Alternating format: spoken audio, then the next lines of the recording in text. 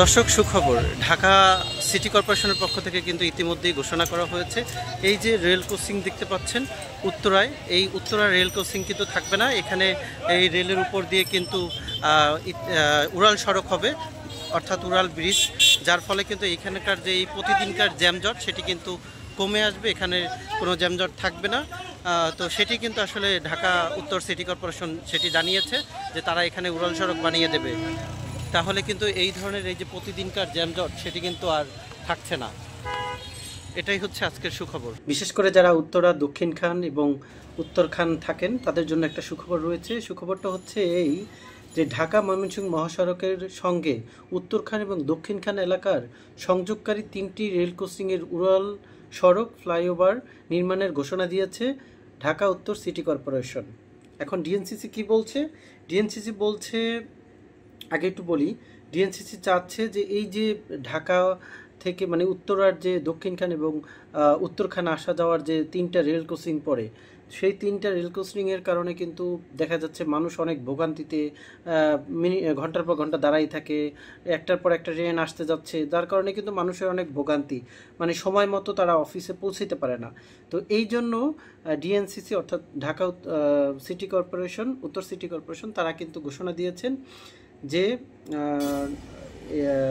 কি বলেছেন তারা তারা বলেছেন যে উড়াল সড়ক করবেন, যার ফলে ট্রেন নিচ থেকে যাবে, আপনার যানবাহন উপর থেকে যাবে।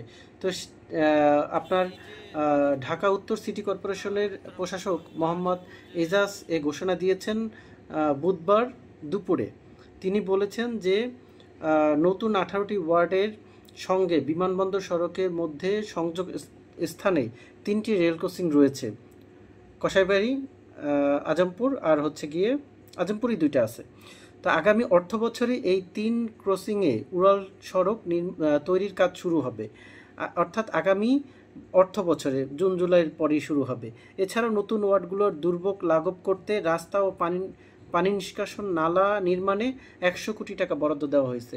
শুধু তাই নয়, মানে আপনার উড়াল সড়ক তো হবেই, তাছাড়াও কিন্তু আপনার 100 কোটি টাকা বরাদ্দ রয়েছে আপনার পানি নিষ্কাশন নালা, এই যে আমাদের বৃষ্টি হলে পানি জমে যায়, রাস্তাঘাট চলতে পারে না, সেইটার ব্যবস্থা কিন্তু নিবে। এটা খুবই ভালো একটা বিষয়।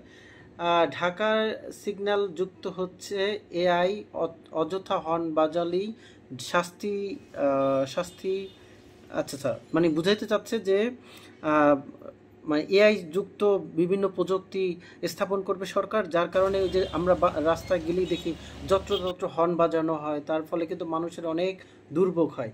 সেটি আসলে নিয়ন্ত্রণের জন্য তারা এআই প্রযুক্তি যুক্ত করবে, এটি কিন্তু আসলে তারা জানিয়েছেন ডিএনসিসি গতকালকে একটি প্রেস ব্রিফিংয়ে।